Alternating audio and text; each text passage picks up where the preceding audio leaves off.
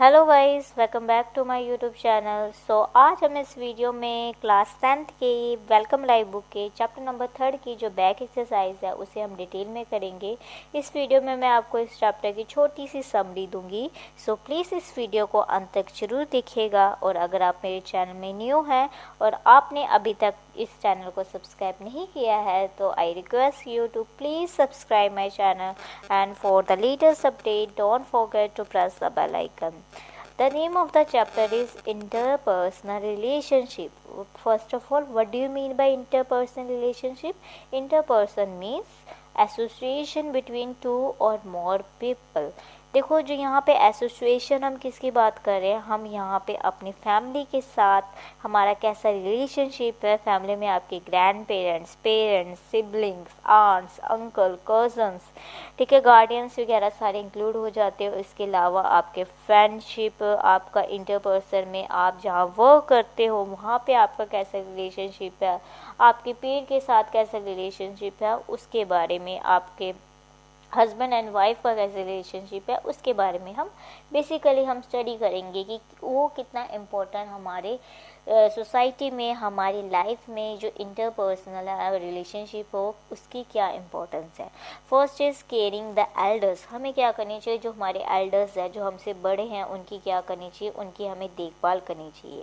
ठीक है। First question is what did you feel after reading the play. आपको इस चैप्टर में प्ले दिया गया है, उस प्ले के रिगार्डिंग इसमें क्वेश्चन है कि जब आप चैप्टर को जो प्ले है अगर आप उसे पढ़ते हो तो आपको क्या फील होता है। The feeling in the drama is that कि हमें वी नो द रूल, हमें ये पता होना चाहिए कि how to treat our elders, कि हमें अपने एल्डर्स के साथ कैसा व्यवहार करना चाहिए, हमें उन्हें रिस्पेक्ट देनी चाहिए सो डैट हम भी अपने पे we are the deserver to gain respect at that time, कि जब हम भी बुज़ुर्ग हो तो हमें भी डिज़र्व करे कि हमें भी दूसरा जो पर्सन है वो हमें रिस्पेक्ट दे, क्योंकि अगर आप दूसरों को रिस्पेक्ट दोगे देन आपको उससे रिस्पेक्ट मिलेगी।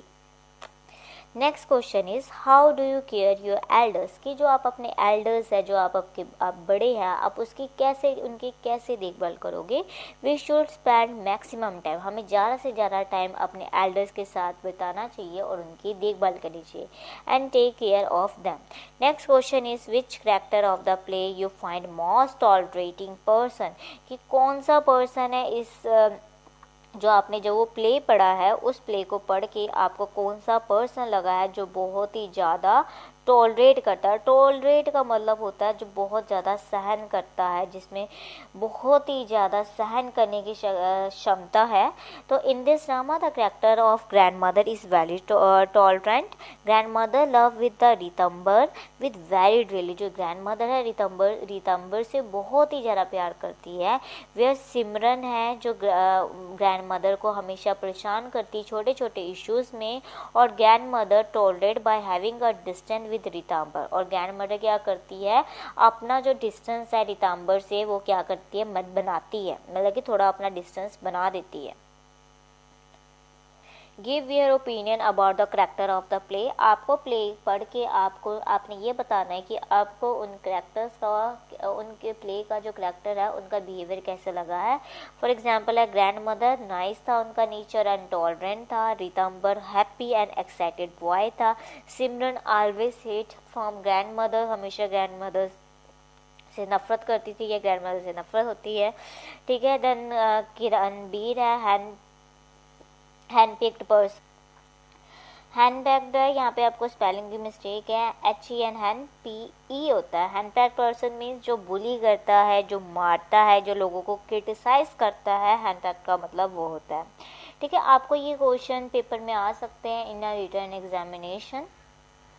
Now next is social distancing. ये एक्टिविटी है, आपने क्या करना है, पेंसिल लेनी है, आपने 1 to 20 जो नंबर्स हैं उन्हें आपने टच मतलब कि उनमें लाइन बनानी है, और आपने लाइन बनानी है और 1 to 20 आपने वो लाइन को जोड़ना और लाइन पे कोई भी कट नहीं होना चाहिए।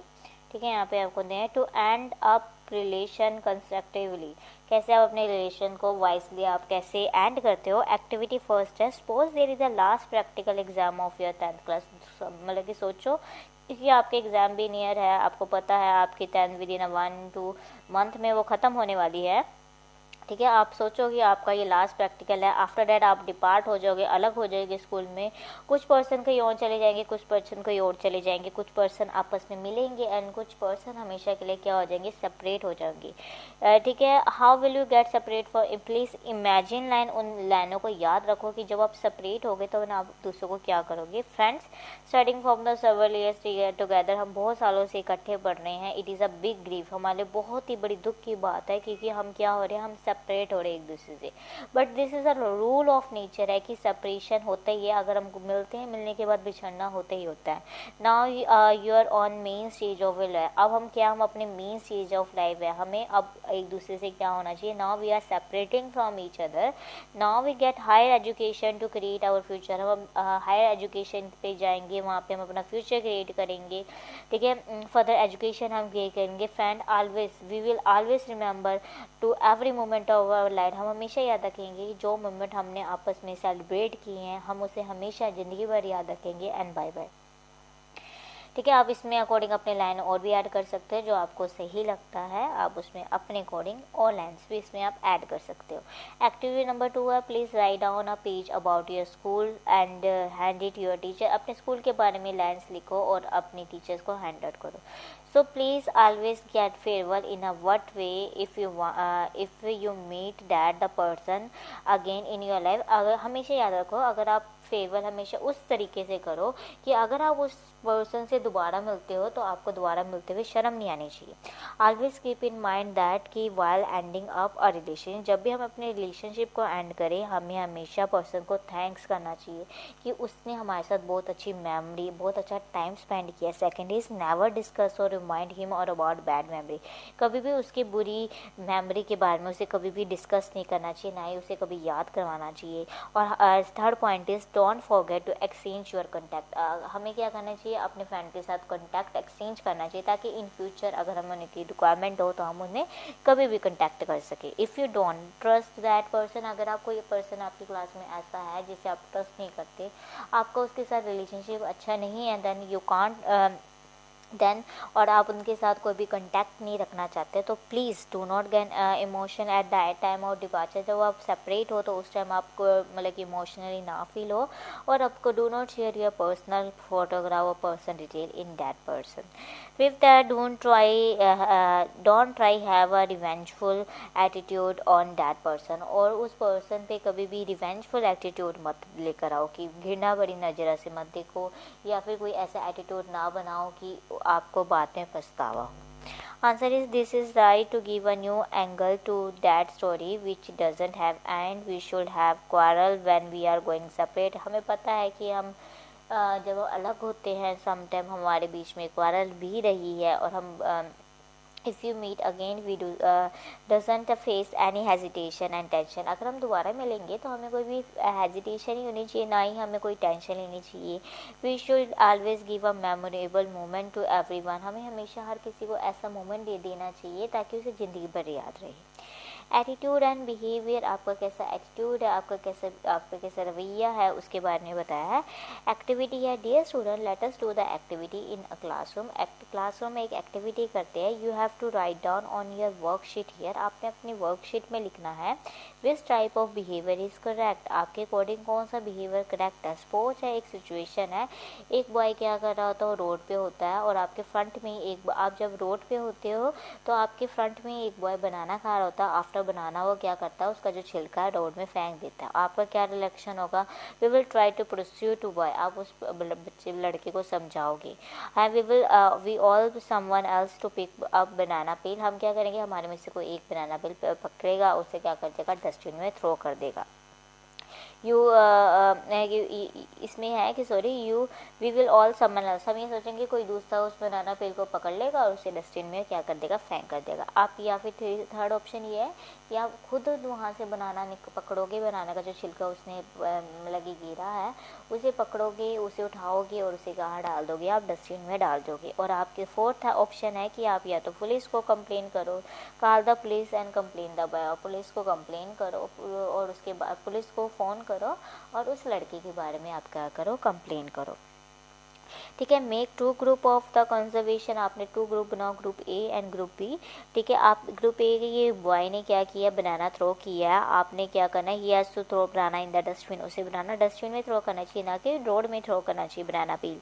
ठीक है। चिल्ड्रन डिड अ मिस्टेक, उस लड़के ने मिस्टेक किया, चाइल्ड ने मिस्टेक किया, he has to throw the banana peel on the tree, उसने जो बनाना बिल जो पील है बनाना का छिलका है उसने कहाँ फेंक दिया है, सड़क पे फेंक दिया है। We have to complaint in the police station, हमें उनकी पुलिस स्टेशन पे कंप्लेंट करनी चाहिए। है ग्रुप ए एंड अब है group B. We should have to pursuit the child, हमें उस लड़के को क्या करना चाहिए, परस्यूट करना चाहिए। ये ग्रुप ए में आपको बताया कि ए बॉय ने थ्रो कर दिया banana peel on the group, ये है क्वेश्चन, उसका आंसर क्या होगा कि we should have to pursuit the boy, हमें उस बॉय को समझाना चाहिए।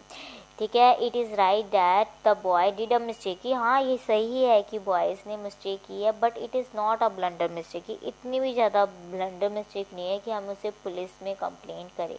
However we have to tell the boy about his mistake, हमें लड़के को उसकी मिस्टेक के बारे में बताना चाहिए और उन्हें ये कहना चाहिए कि जो उसे बनाना पील है उसे कहाँ फेंकना चाहिए, डस्टबिन में फेंकना चाहिए। क्वेश्चन नंबर सिचुएशन सेकंड है, सपोज योर फ्रेंड, आपको एक फ्रेंड ने आपको आपके बर्थडे पे एक एम्प्टी चेक बॉक्स है उसे गिफ्ट कर दिया है। The box is totally empty, और बॉक्स बिल्कुल ही खाली था, आपका क्या रिएक्शन होगा, आप उससे बात करना बंद कर दोगे, आप उसकी तरफ देखोगे और उसे स्माइल करोगे, आप उसे इग्नोर करोगे और आप उससे गुस्से की भरी नज़रों से देखोगे। Divide your self into the various group, अपने क्लास के बच्चों को डिफरेंट ग्रुप में डिवाइड करो और आपको आप उस टाइम पे आपका बिहेवियर आपको क्या लगता है आप उसके बारे में लिखो और डिस्कस करो। Group A group B, group में we should not do like, हमें ऐसा नहीं करना चाहिए, अगर उसने हमें ऐसा दिया तो हमें ऐसा नहीं करना चाहिए। This will hurt his relation, उसकी जो जिस बच्चे को खाली बॉक्स गिफ्ट दिया उसकी जो दिल में क्या हुई है, उसकी इमोशन क्या हुए, हर्ट हुए। ग्रुप ई क्या कहेगा, may be he was kidding, शायद वो मजाक कर रहा होगा। If he consider ism true and he should ignore this mistake, अगर वो लड़का उसे अपना एक अच्छा फ्रेंड समझता है तो उसे उसकी मिस्टेक को क्या करना चाहिए, इग्नोर कर देना चाहिए, शायद वो गलती से उसने उसे एम्प्टी बॉक्स दे दिया हो।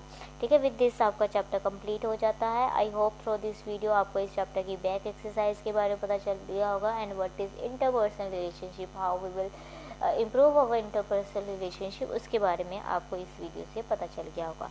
अगर आपको वीडियो पसंद आई है तो इसे लाइक कीजिए, शेयर कीजिए और चैनल को जरूर सब्सक्राइब कीजिए। Thank you for watching this video.